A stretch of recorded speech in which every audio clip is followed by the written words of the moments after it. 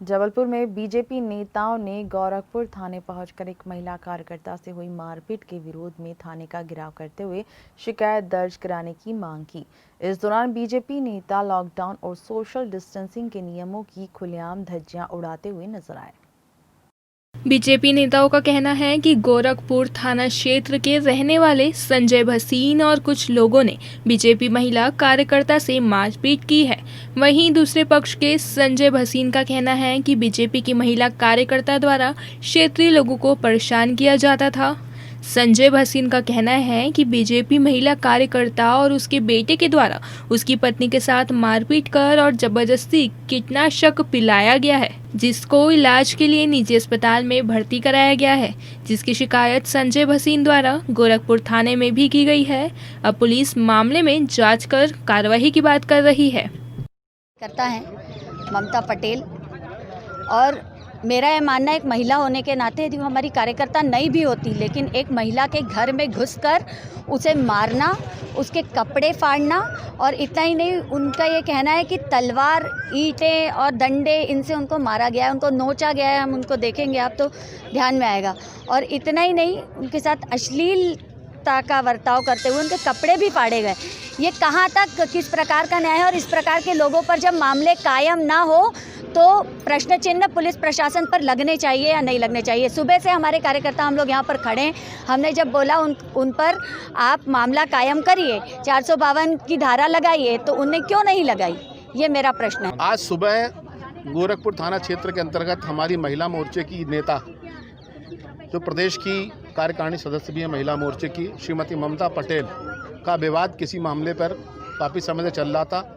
एक कोई संजय भसीन नाम का आपराधिक तत्व है, उसने उनके घर के अंदर हमले की योजना बनाकर घर के अंदर घुसा। घर के अंदर घुसकर उनने उनके कपड़े फाड़े, उन्हें निवस्त्र करने का प्रयास किया, उनके स्त्री सुलभ अंगों पर अत्याचार किया, हमला किया, उसकी और बहुत चोट आई है उनके चेहरे पर। सुबह से वह कार्रवाई कराने के लिए आई हैं, परंतु यहाँ की जो थाना प्रभारी महोदया हैं, वो यहाँ के एक कांग्रेस के बड़े नेता के दबाव में काम करती हैं। उन्होंने 5 घंटे तक कोई FIR नहीं की। हमारी महिला मोर्चे के अध्यक्ष अश्विनी परांज पे हमारे मंडल के अध्यक्ष शिवशंकर पाठक और हमारे कौशल सूरी, 2 लोग 3 लगे थे बहुत कि आप कार्रवाई करो। कार्रवाई नहीं होने की वजह से, और उसके अलावा वो जो अपराधी तत्व था थाने में आकर इनके बाजू में बैठकर चाय पी रहा था, उसको थाने से भगाया गया।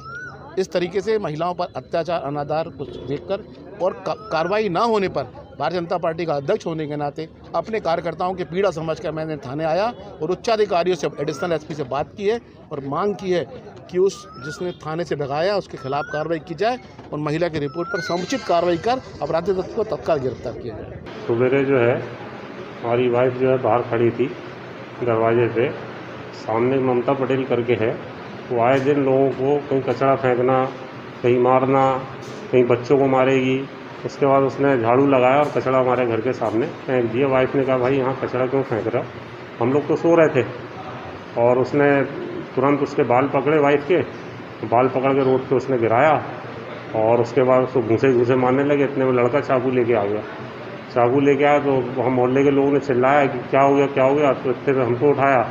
हम जब तक बाहर गए तो लड़के ने हमको भी यहाँ चाकू चलाया, और वो कीटनाशक जो है कुछ दवाई, वो वाइफ को जब तक वो लड़के ने पकड़ा, और उसकी माँ ने वहाँ से वो कीटनाशक उसके मुंह में पिलाई। बोले तेरे को तो मार डालेंगे। इतने देर हम आए, दौड़ के जब आवाज़ मारी मोहल्ले वालों। अभी क्या स्थिति है?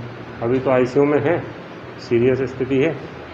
उन्होंने आपके खिलाफ भी शिकायत दर्ज कराई कि आप तलवार लेके उनके घर? सर अगर वहाँ मोहल्ले वालों को अगर बुला ले, वो अगर हम तलवार लेके गए हैं तो वो बुला लें, हम भी बुला लेते मोहल्ले वालों को। अगर ऐसा होगा तो सामने प्रेजेंट में पूरा मोहल्ला है, अगर वो भी बुला ले, अगर मैं गलत हूँ तो। ममता पटेल हैं महिला, उनके साथ में कुछ चार एक लोगों का उनने आवेदन दिया था कि उनके द्वारा जो है मारपीट की गई है, छेड़छाड़ किया गया है। तो वो शायद 1-1:30 बजे से थाने में बैठी हुई थी। हालांकि उसमें 354 का मामला प्रकरण पंजीबद्ध हो गया था, मेडिकल भी कराया था। मेडिकल में भी साधारण चोट डॉक्टर के द्वारा लिखा गया था। पर उनका कहना ये था कि मेरे साथ में जो है घर में घुस करके मारपीट हुई है, पुलिस ने 452 नहीं लगाया है। तो हमें जैसी जानकारी में आया था, थाना प्रभारी को हमने बोला था कि महिला के बयान ले लें, बयानों के आधार पर आप देख लें, अगर ये बात है 452 वाली बात, तो धारा बढ़ाने के लिए तो जो कुछ भी यहाँ पे हुआ है उसी संबंध में कुछ लोग आए थे और उनके द्वारा जो है बताया गया। तो अभी महिला के बयान हो रहे हैं और बयानों में जो भी अगर वो घर में घुसने वाली बात वो बताती हैं तो संबंधित धाराएं बढ़ाई जाएंगी प्रकरण में। ये आरोपी थाने तक भी आए थे और फिर ये दोनों पक्षों का विवाद हुआ है, दोनों पक्षों का विवाद हुआ है। आरोपी भी थाना आया था। अब पता नहीं जो भी परिस्थिति है, कुछ लोगों का कहना ये है कि जो है कोई पीएसआई है उसने उनको भगा दिया है और ये भी हो सकता है कि वो थाने रिपोर्ट करने के लिए आया हो, देखा हो कि यहाँ पे उनकी सुनवाई हो रही हो, उस चक्कर में वो भाग गया हो। अब जो भी परिस्थिति है सीएसपी साहब उसको वेरीफाई करेंगे। अगर हमारे पीएसआई की गलती होगी तो हम पीएसआई के खिलाफ कार्रवाई करेंगे। ब्यूरो रिपोर्ट दबंग न्यूज।